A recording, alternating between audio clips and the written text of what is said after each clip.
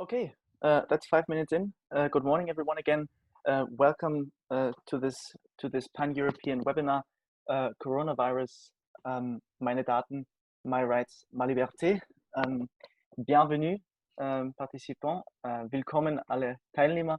And for all those for whom German or French is maybe an intimidating language, which they don't really speak, or they just speak a little bit, I can assure you that most of the event is going to take place in English today.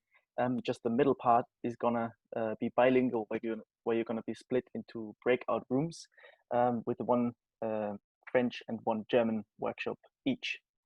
Today, we really are excited that you join us for this pan-European endeavor. And before we kick things off, and before I introduce you with some organizational remarks, I would like to present myself. My name is Julius. And I'm the treasurer of the Young European Movement UK. And how this whole thing started, we're gonna be hearing from Mara Grimminger. Mara. Thanks for the introduction, Julius. I'm really happy to be there and to hopefully have a great discussion with you all. And it all started with an interview series. DEF Munich has made short interviews with other young Europeans to tell us how the situation is in their region during the corona crisis. And some of them also participate today, like hello again. And also we just started to get a great connection and a great friendship, and so we made up this webinar, and I'm really happy to be there. I am the president of DEF Munich, and I hope we have a great morning together. And if you want to know more about us or just all the other sections, you can just contact us and check out what we're doing.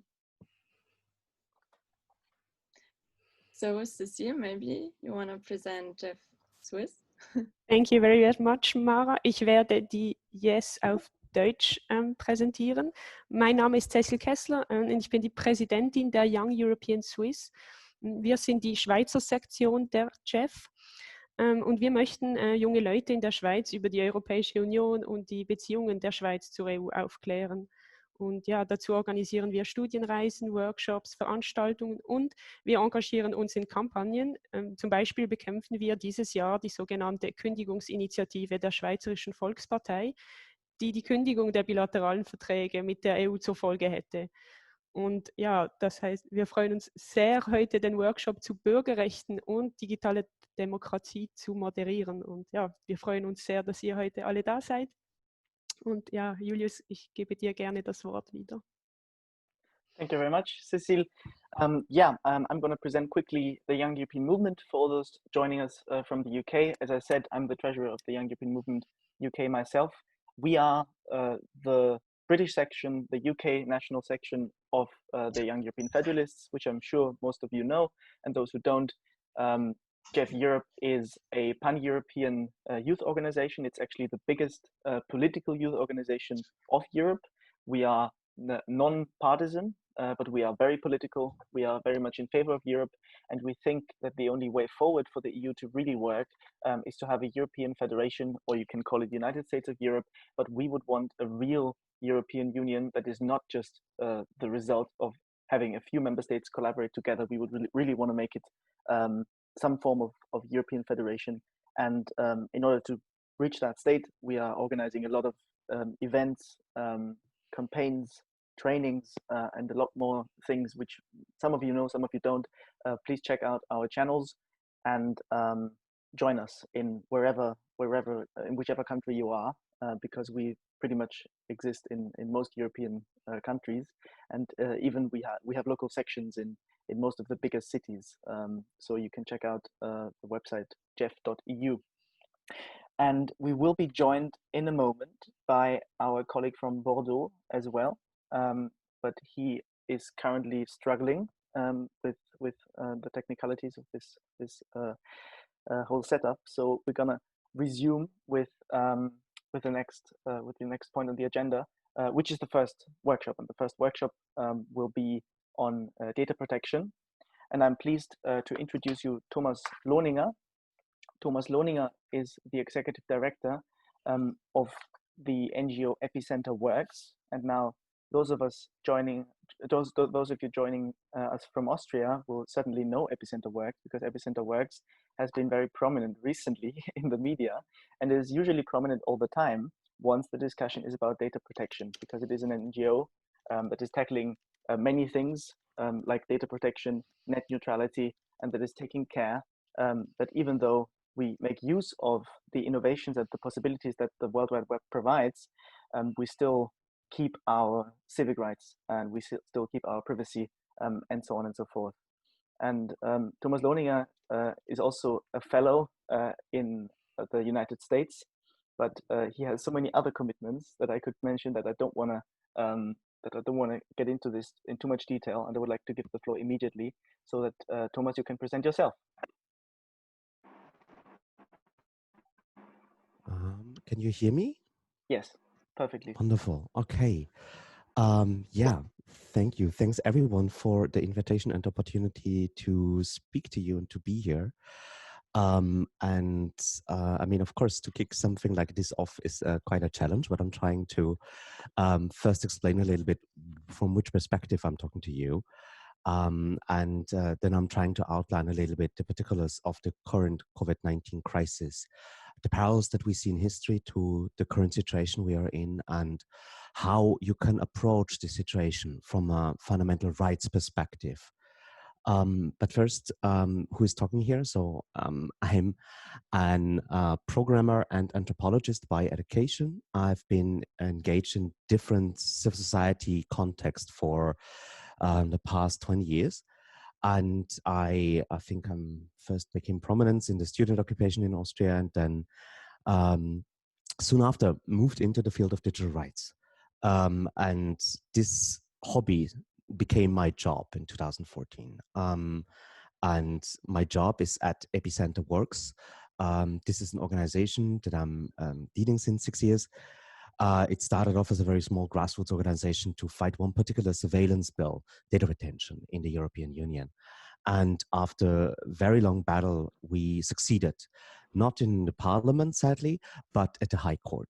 So the same arguments that we used for many years, which politicians always swiped away, were finally acknowledged by the European Court of Justice, and hence we could annul the bill that we fought against.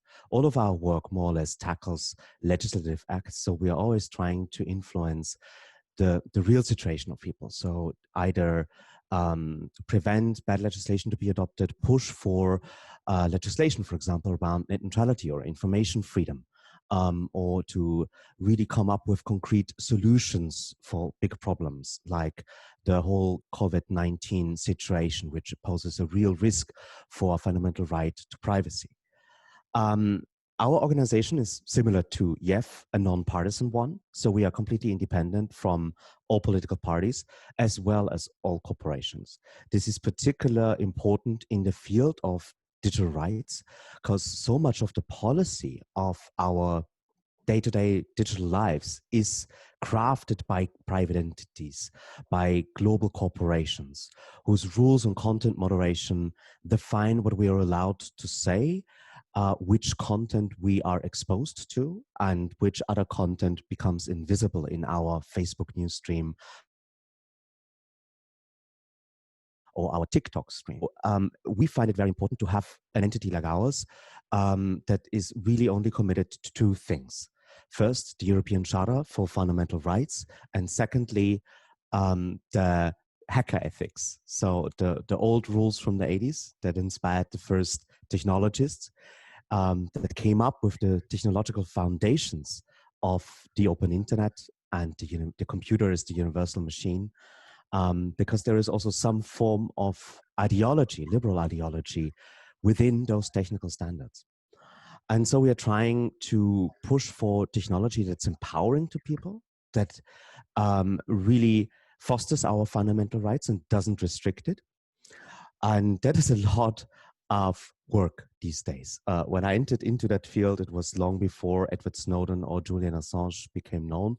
And when these issues were on the fringe of technical communities, and maybe you had one or two legislations a year that tackled digital rights in its essence. And these days, it's basically a permanent fight. There isn't a policy area that does not face digital challenges. Every election, every major crisis is now also kind of webbed into the digital fabric of our democracies. Of course, there are also many other power factors when it comes to economy or military and others as well.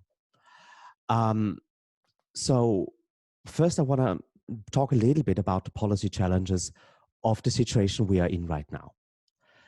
As you all know, we are in exceptional circumstances, and those always tend to undermine the rules we set ourselves, particularly the rule of law.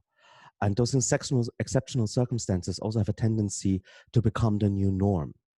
After 9/11, after the terrorist attack on the World Trade Center, we've seen an erosion of many privacy legislation. Drastic new surveillance measures were rolled out throughout the world. And those rules never were repealed. They were here to stay. And that's the historical analogy behind which particularly our community has been very outspoken to call out on governments that there are great historical indications that and rule books that we have to follow in these situations. And you have to, if you look at the constitution of any developed country, all restrictions to fundamental rights should be based in law. Every restriction needs to aim for a legitimate purpose. And health is one of these purposes. Public health itself is a fundamental right in many jurisdictions. But still, the measure that the government tries to adopt needs to be necessary and effective to actually improve the circumstances. And even if it is necessary and has a certain degree of effectiveness, you have to do it with a proportionality to any other fundamental rights that might be restricted by that measure. And particularly, if we look at the concrete technological debate around contact tracing, it's quite interesting to see how some of these measures actually fit into that profiles and others are completely out of the scope of what should be considered effective or proportionate. But I'll come back to that later. First, I would like to draw a little bit on the historical parallels. So in the anti-terrorism debate that we lived through in the past 2 decades, a lot of the debate was always driven by this urge of politicians to appear as leaders that are tackling a big crisis. They have to be seen to do something. And sometimes this something is whatever is most harsh, whatever creates the most pushback from the fundamental rights privacy community. And a lot of the measures that were adopted, particularly after 9/11, but also in other fields, are actually not evidence-based policymaking. They never come with something that is, again, another constitutional requirement for any restriction of fundamental rights. The obligation to justify is actually not in the hands of the parliament or the activists, it's actually the government. So whenever our fundamental rights are restricted, the burden of proof that this is the right step actually lies with the lawmakers and with the government itself. And that is also why we see a lot of erosion over the past 2 decades that we are still trying to roll back. So our organization, for example, tries to push heavily on evidence-based policymaking with something like a surveillance footprint evaluation, like ecological footprint evaluation, where you try to assess the full damage of something. You also need to do the same principle in the realm of digital rights. Because one surveillance measure that allows you to, for example, track the location movements of one person will be combined with existing other measures, like the cell phone communication data surveillance that we have in most countries, or the registration of SIM cards. That's why you no longer can have anonymous SIM cards. And so it's an overall picture that's created for over the whole population. And in this macroscopic perspective, you have to assess every individual measure that adds to this picture. And coming to the issue of contact tracing, I don't know how closely you have followed this debate. In many countries around the world, you had discussions around applications, apps on your phone that help the contact tracing. Contact tracing is actually a very old epidemiological thing that you do in a pandemic or an epidemic. Whenever you have a new case, you're trying to find out the contact people, so the people that this one person might have infected, so that you could get ahead of the wave of infections and take measures like home quarantining. In developed countries and other countries, the measures for contact tracing are not as civilized. But contact tracing is a very necessary measure if you're trying to limit the scope of a pandemic, but it poses unique technical challenges. Because the data that you're trying to accumulate here is a so-called social graph. Which person knows which person, and which person might have infected which person. That also allows you to say, okay, you're living in that street. That's the likelihood by which you should have that disease or not. So it is sensitive health data on a potentially macroscopic level that is aggregated with any technological means to track the disease. And particularly in situations like these where we are lacking a vaccination, but the rate of once you're infected to actually die is in the lower single digits, so that there even is an incentive for some people to get infected. So on the background of all of that, it is a technology where you see a great variety of potential solutions. We, of course, had first China and South Korea that really were harsh in their measures. So you had the public information of everyone who was infected. They utilized facial recognition together with mobile network data in conjunction with credit card data to get this complete panoptical surveillance of the whole population. And those measures were not restricted. There was no time or purpose limitation for this data. Similarly, in that same vein, Russia and Israel just utilized existing anti-terror legislation for the fight against COVID-19. And when the wave hit Europe, we had a very interesting discussion, because the first proposals in countries like Germany or Slovenia, Slovakia, were all around mobile cell data being used for contact tracing. So we wanted to use mass surveillance over the whole population with data that is actually not as accurate, because the mobile network always knows where your phone is, but not precise. They cannot distinguish between floors or cartridges of a train. So it actually is not the right data to actually know if you have coughed close to someone. And so that's why our community in particular was pushing for an app-based, decentralized, privacy-friendly protocol. And that debate was also, I hope to say, quite symbolic for the way in which we operate, because we did not just say, you cannot do that. We also said, but here is an alternative. Here's a more privacy-friendly way in which you can come to the same conclusion. And that's why researchers and activists came up with the so-called DP3T proposal that was since adopted by Google and Apple, and is now on almost every phone in the world. And the apps are still coming out. I think the first is Italy. And we'll have yet to see whether that is actually epidemiologically what we need, whether contact tracing via our phones and Bluetooth is the right technology for it.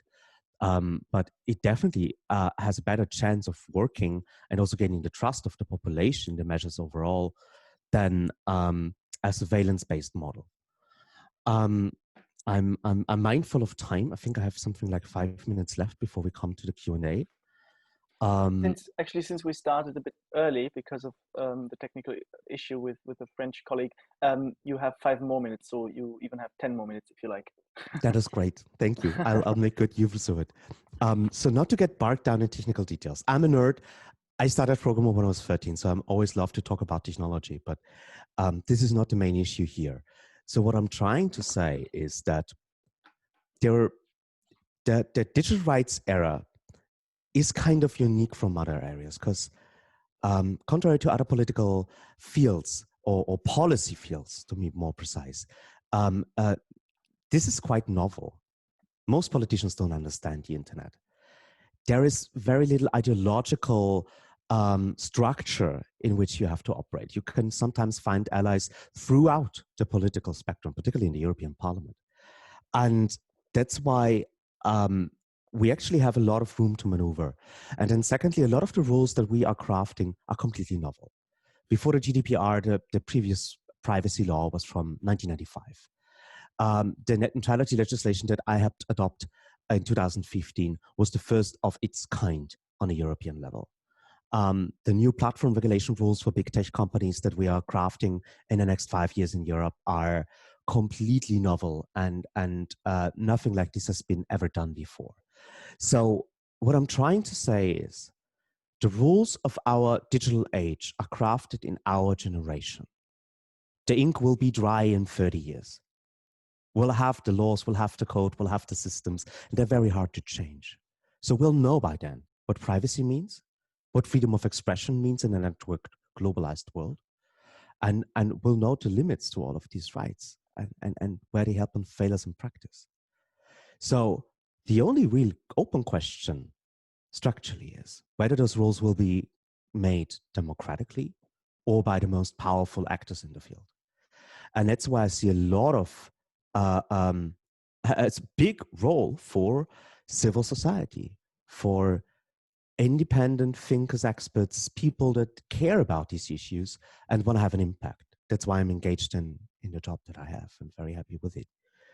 But looking at a more microscopic level, I mean, we have, of course, technologies that can always serve the powerful. I mean, and we have in Europe tendencies for political developments that are really worrying. If you look at Hungary, if you look at Poland. And I think this crisis is also exposing the cracks in our Europe, in our democracy.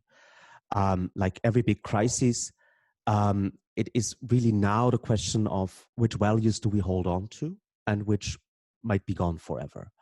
And I think a lot also needs to focus on the role of the European Union in this crisis. And as a strong pro-European, I'm sorry to say that a lot of the initial action was lacking. In the beginning of the crisis, there was no real sign of European solidarity. And even now, you'll have to look closely to find it. And the policies weren't driven by the institutions, but by national governments. And I think it is really an important question for Europe on how to also tackle big problems like these, because there are many similarities between the COVID-19 crisis and the climate crisis. It's again an area where the changes that we need to adopt are very harsh and impactful for our daily lives, for our economy, for the fabric of our globalized world. It is similar in a way that it is a question of, do you listen to science or not? How evidence-based is our policy making? How transparent are our governments? I mean, how many of these crisis working groups within government actually have protocols, are accountable to parliament? How many scientists are in there? Where does science stop and where does the political decision start? I don't know a best practice on accountability on these fronts, but I surely can point to many of the shortcomings of the crisis responses around, at least Europe. That's where I work. And ultimately, Europe will come out of this, and we all will come out of this. And this is a global crisis, and we have to be mindful that we are not just thinking about this nationally, and that our responses are not just nationally. If a vaccination is not something that we'll have next year, but maybe in 3 years, it will become ever more important that we eradicate this disease, not just in the areas where people have a great ratio of ventilators and a great healthcare system, and home quarantine is actually something that can work for families without great human tolls. So this is a vital question also for our global solidarity in a way. And particularly around digital technologies, it is the most easiest way to help others, because being able to copy data freely, to actually roll out these services on a global scale in a virtual way. These are all things at our disposal if we make good use of them. What Europe should be the lighthouse for, particularly if you look at Asia or the US, is technological responses that are mindful of our fundamental rights, technology that can actually earn the trust of citizens. And trust, in a way, is often it's said data is the new oil. Yeah, of course, there's some truth into that, but it kind of lacks what is really driving most of the economical benefits in our world today is actually our attention. It's actually the credibility that we lend to the stuff that we read, the interactions that we have, the online shops that we go to spend our money. And right now, this trust is eroded on many levels, because companies act irresponsibly or not at all enforced, even within Europe, particularly when it comes to privacy or sadly also partly net neutrality. So sometimes it's hard, even for an activist like me, to argue in front of people that the system works, because we are often not taking our own rules seriously. And this is really something that we have to get right in these crises. Because I made parallels to the anti-terrorism debate before, and here I make a distinction. The anti-terrorism debate you can win as a politician with enough fear. Here, fear doesn't work, because the virus is not something that is just created individually, and no terrorist act can take down democracy. Even if you make the parliament explode, our democracy still stands. If we're not careful with this virus, it's not in our brains, it's in our lungs and with our coughs that this danger is extrapolated.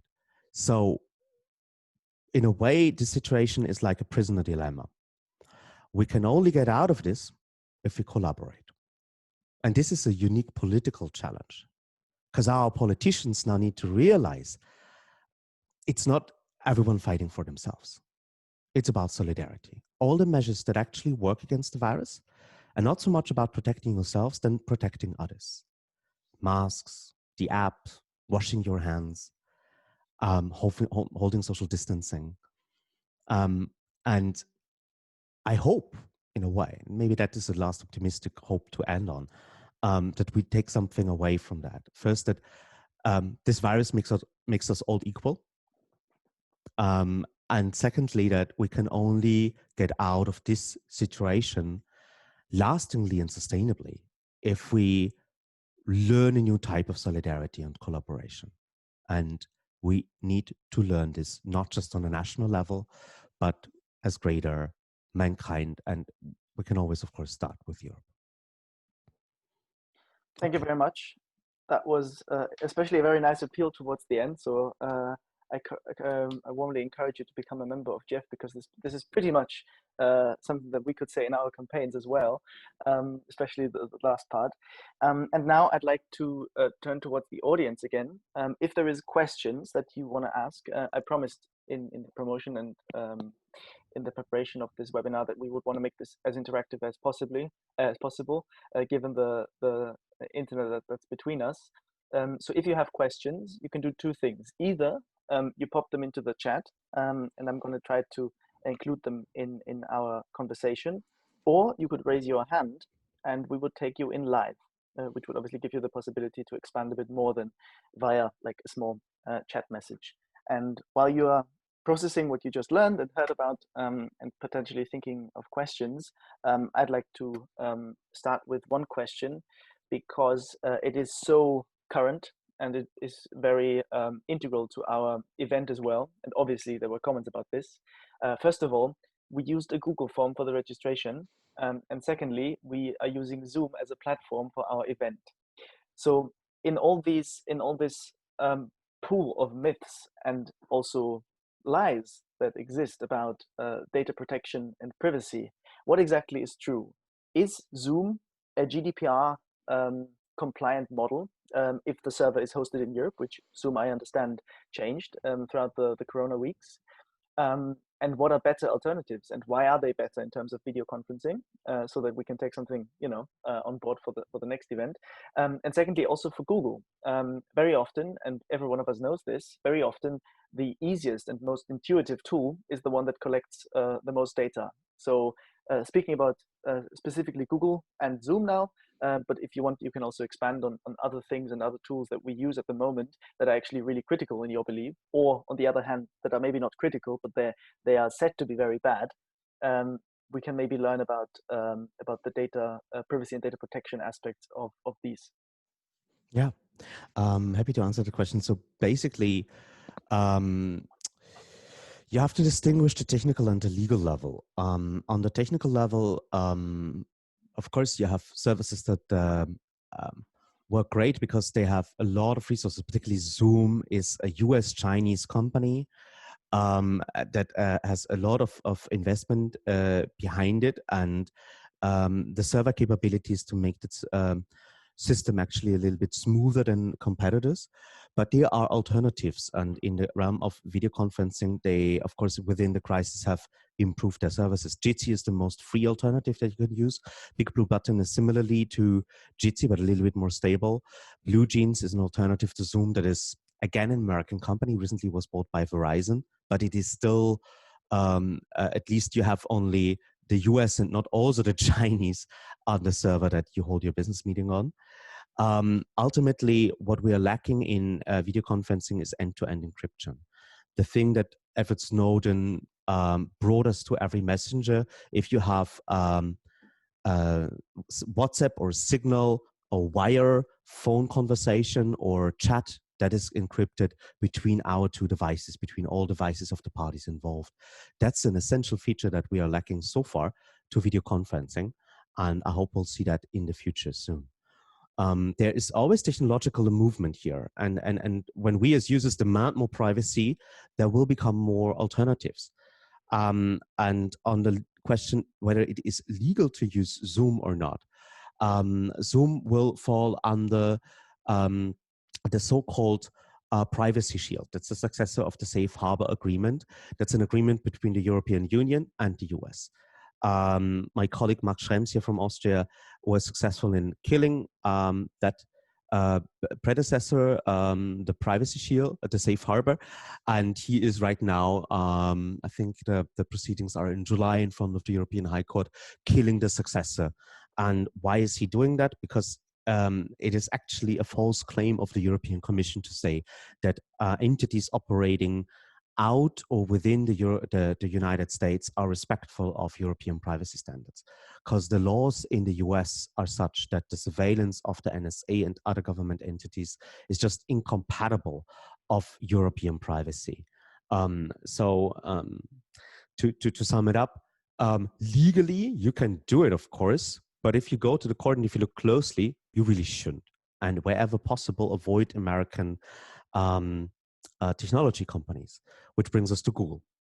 Google has a market share of over 90% in Europe, and it is a very powerful company, one of the biggest companies of this globe, and acts very irresponsibly. And I would say really is ridiculing its former slogan, don't be evil, or as they now call it with Alphabet, do the right thing, which is also what I imagine an artificial superintelligence would tell their human subjects. Anyway, Google, of course, offers a great service like all companies that have a lot of data about us can do, because that allows them to make assessments and to really look deep into people's behavior and preferences and predict what you might want to ask Google even before you do. But you have to be mindful that every question you put into that tiny text box on google.com is an answer about yourself that you're giving to Google. You start to search for health things, for job-related things, educational stuff, your particular interests up to your biggest life decisions of getting a divorce, getting married. Google will most likely know before your own family will know, before your closest friends will know. And ask yourself when you have ever lied to the search field of Google. So it is a quite pure stream of consciousness that is given to this company about mankind every day. And that's why their services can be so good in their predictions. And of course, they have great engineering. No one is doubting that. But I would want better European alternatives, and I want these companies to oblige by our laws, which they are not, as well as not paying taxes. Great, thanks a lot. One very brief question with the plea for a quick answer, because I will move on to a sort of a different aspect. Which browser do you use, and which search engine do you use yourself? So I use various browsers for different circumstances. We, in the digital self-defense classes that we hold, you can also go to our website to see some of the materials that we use for that.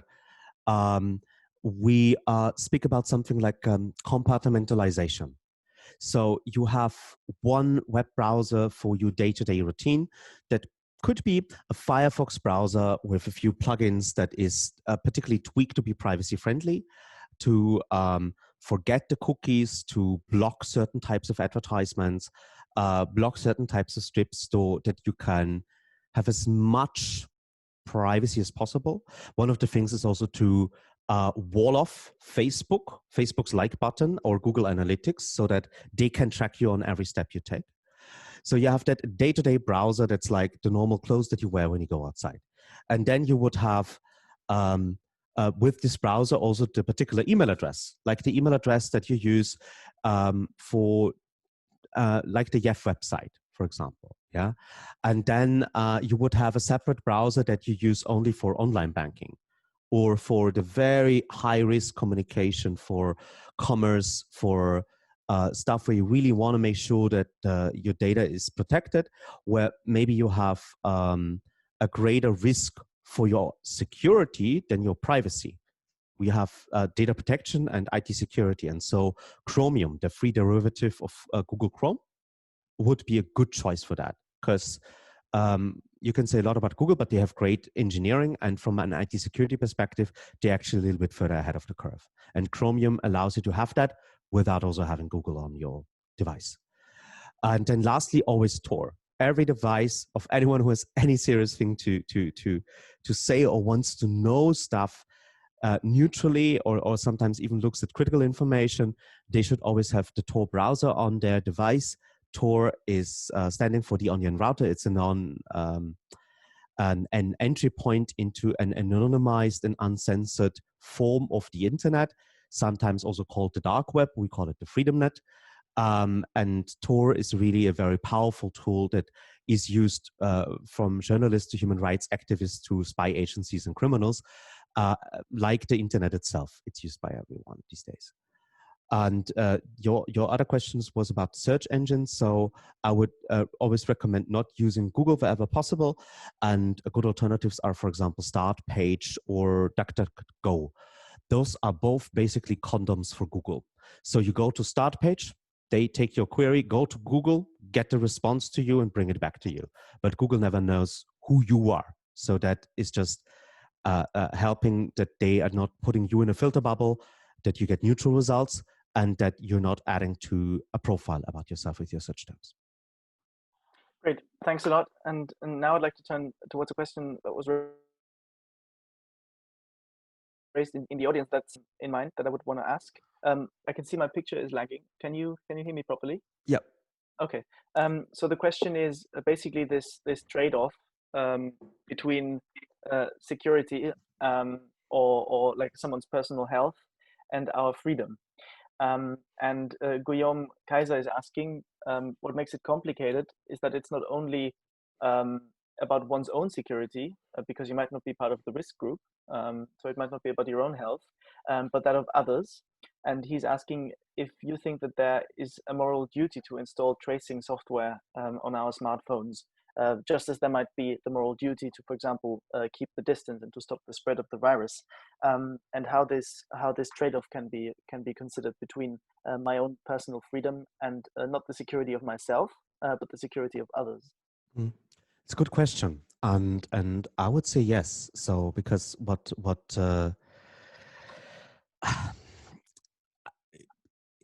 it's just the right thing to do, like wearing a mask. And this app is not helping yourself, it's helping others. And it will not prevent you from getting infected. The person that has the app and you have the app and that person gets infected and then you get infected, the only person who might get a benefit out of that whole thing is the third person in the chain that you will not meet, that you will not infect. Because the app, before a test result, has told you that you might be in danger and a danger to others. And in a way, there is, of course, an altruistic element in here, but I mean, it's about herd immunity. It's about thinking about the overall benefit for a society as a whole, your own grandparents and the grandparents of everyone else. So it is what I said in my talk, really this way of thinking in which you can comprehend the right course of action. In the pandemic, in the climate crisis, in honestly many of the questions here. And the tracing apps, of course, need to be as privacy friendly as possible. And we are close to a working model. We have yet to evaluate the first apps that come out. And we will do that. Expect something by us in early June, where we'll release a report about like the final iteration of these apps, whether they fulfill our standards. And I want to do something like a check of, you don't need to worry about privacy. I want to take privacy out of the picture so that you can use the app without any data ever leaving your phone, without anyone ever knowing whom you've met and to whom you might have infected. And lastly, although I said this, it is the right thing to do have the app, I'm also for adding the app into the discrimination law of the country so that you cannot be forced to have the app if you want to go to a concert. You cannot be forced to install the app if you want to enter that restaurant or this office. So people need to really independently and freely choose to use technology. And I don't want anyone to force it upon them. Okay, thanks a lot. There is another question, which is also a lengthy one. Does the European majority actually care about giving up part of their privacy in order to receive more convenience? The claim is that we are only the academic, political, very educated elite part of society, if you like. And almost everyone says they do care about their privacy when you ask them. But this is not necessarily reflected in their behavior if given the choice. So for example, the question we could run is, after this call, how many people are actually going to download the Chromium browser and how many people are actually going to stop using Google? So maybe that is something that you could have a take on. And Guillaume is thanking for your answer as well. I mean, that is a question that I face quite often. The problem is just that when you frame it like people are choosing Facebook over their privacy, you're kind of obfuscating several things. First, Facebook is very dishonest about the privacy practices. They are always talking about respecting our privacy when in fact they're not.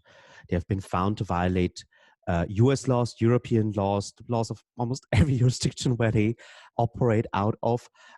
So it is not as if we are presented with the facts when we make that choice.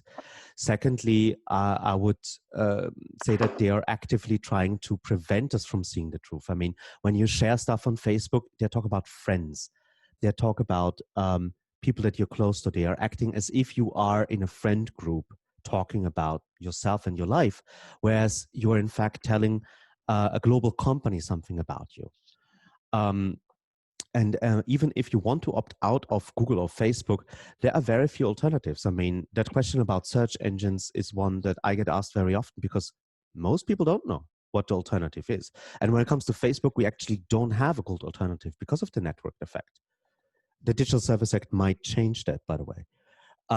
So ultimately, what we are faced with is a situation where a lot of daily life in our digital age depends on being on these platforms, and yet the fact that we are living in this time is framed as a decision against privacy, where in reality, we never had a choice to begin with. You want to buy a privacy-friendly phone? Good luck. You only have Google and Apple. There is a duopoly. You can, of course, go to Fairphone and go to the free derivatives, but it takes a lot of work to find out about it, to make it work, and it's a constant struggle because it's not the ease. It's similarly to say, yeah, but do we really care about biological food and food safety? I mean, people are still buying the cheap stuff because it's cheap and because it's everywhere. So a consumer decision in a tilted market should not be misconstrued with a democratic choice. Okay, that is a very interesting answer as well. Now, coming back to sort of the whole data protection and civil liberties debate, it seems very obvious that states that are authoritarian towards their citizens always have a very strong emphasis on surveillance. So you mentioned Russia with facial recognition being implemented in public areas, or at least in Moscow, I understand. You mentioned China, which has a very elaborated system of surveilling citizens, also including this social credit app. By the way, we're going to have a session about this at the very end. So if you want to join that as well. So how come that authoritarian states are always surveilling their citizens to this extent, and that those citizens respect this, but at the same time, funnily enough, the United States, a country which sort of promotes this liberty and this freedom and little state and a lot of private and so on, how come that the US is doing the same, and that in this way both extremes kind of match each other? I mean, I've spoken in my talk about the fact that digital rights debates are often not yet in clear ideological corners. That's why I would say that you don't have a clear picture there because it is so novel. At the same time, I mean, data and digital technologies are a power factor.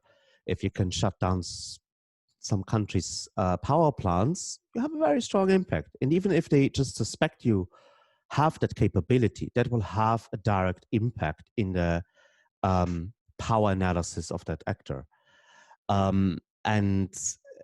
mean, we also have to be honest when it comes to the historical analogies. Big countries always had intelligence agencies, and intelligence agencies have always tried to do full take mass surveillance. I mean, the US had full take on the telegraphy system. So every telegraph that you send, they tried to get their hands on. And in my country, in Austria, I mean, we had Zimmerkabinette, we had also a particular way of opening correspondence, and there wasn't a letter to a capital in our realm where we did not completely surveil that communication and even made copies out of it. So it is important to understand that there are historical parallels here. And of course, what we have to ask as people caring about fundamental rights, whether that is actually compatible with our democracy. I'm very happy about the recent court judgment in Germany that puts a limit on the mass surveillance of the Bundesnachrichtendienst in Germany, the exterior intelligence agency, because it was clearly saying fundamental rights are a factor, even outside of your state's boundaries, and that there are limits to the capabilities, even if you say you act on behalf of the government for the security of the people, there are still rules that apply to you, and those are constitutional and have to be respected.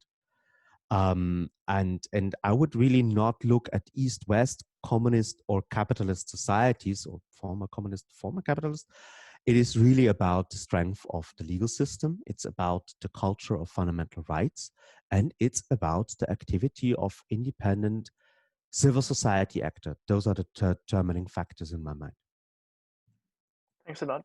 A strong civil society is certainly something that obviously goes hand in hand with the lack of an authoritarian state, and also something that we promote as Jeff, obviously. Ja, aber ich bin noch nicht dran. We will just maybe mute all the participants that are not speaking. But yeah, coming to an end, again, there is still the chance to ask questions, but we are slowly moving towards the end. One more question is when I prepared for this, I saw that on your website, you have a very strong case against e-voting. And for us as young European democracy lovers, we might claim that e-voting would be a very good way to increase participation and to make it just easier to vote. So maybe you can have a final take on how come your case is so strongly against e-voting. Yeah, I'm very happy to. First, let me say that we see a lot of potential for democratic innovation with digital technologies.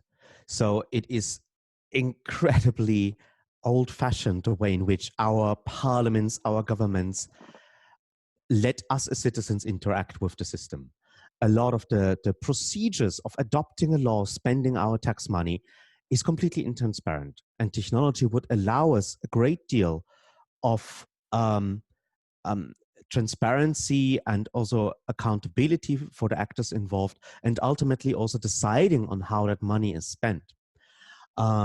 We again also see a lot of potential in deliberative democracy models, so like citizen assemblies, where you complement a representative model with a random sample of the population to discuss the issues, the big issues in particular, like Brexit, before the rules are adopted.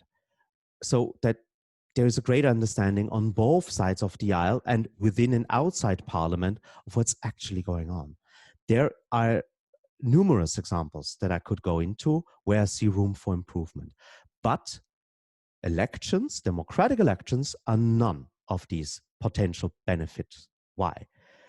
Very simply because you cannot combine a secret ballot with a computer. Once the vote has to be done from a person, and you don't talk about delegate voting, and they also need to be sure that their vote is kept private and nobody should know. You intrinsically can never combine that with a computer. And you might say, okay, but there is this thing I heard about called blockchain, and can't you assure mathematically that somehow it's anonymous and it's also correctly counted? The point is, the basic function of an election in a democracy is to distinguish power from rule. And you cannot observe a computer calculating. And the risk of systematic manipulation is too great. That's why our organization, together with the Chaos Computer Club and basically every hacker organization that you ask, anyone who has any basic understanding of the capabilities of adversarial actors, says it is absolutely ludicrous to use one of the crown jewels of our democracy, the election process, and hand this over to an electronic system. And it doesn't matter whether it is via internet or it's just a voting machine, the costs always far outweigh the benefits. And the risk that we pose is just, and you can go into the US again, look at the last 4 national elections and the problems that they had. You can even take away Russia from the picture, just a poor administration. And even if you look at developed countries like the Netherlands or here in Austria or Switzerland, like all of these examples have huge cracks. And wherever you have test balloons and experiments, you can point to those. And yeah, I would just strongly caution against having democratic elections with a computer. If those elections are not anonymous, if you can know who has voted what, or at least there is a petition at the end and you hand the full list to the minister or something like that, you can of course use e-voting, but not in the secret crown jewels of our democracy.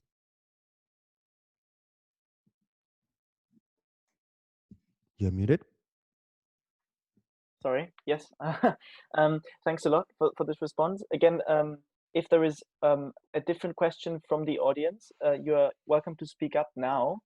Like literally just unmute your microphone if there is someone.